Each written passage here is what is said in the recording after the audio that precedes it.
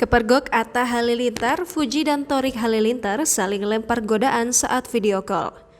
YouTuber tanah air Atta Halilintar memergoki sang adik Thorik Halilintar yang sedang menghubungi Fuji yang sedang banyak mendapat simpati karena mengasuh Galaski. Hal itu terungkap dalam tayangan di kanal YouTube Atta Halilintar yang berjudul Atta Aurel Kasih Thorik Fuji Kado, Happy Terus Adik-Adikku Sayang. Atta Halilintar yang sedang memilih oleh-oleh tak sengaja melihat Thorik duduk sendirian di sebuah bangku. Atta membocorkan bahwa sang adik sedang video call Fuji. Namun tak seperti sebelumnya yang mengganggu sang adik, kali ini Atta Halilintar justru membiarkan Thorik video call Fuji.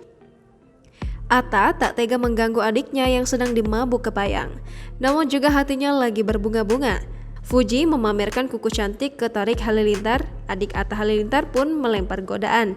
Kedekatan Thorik Halilintar dan adik mendiang Bibi Ardiansyah, Fuji senantiasa menjadi sorotan. Saat ini Thorik dan keluarga sedang liburan ke Turki, sementara Fuji menikmati liburan dengan Galaski di Bali. Meski terpisah jarak Bali dan Turki, Thorik dan Fuji tetap menjalin komunikasi.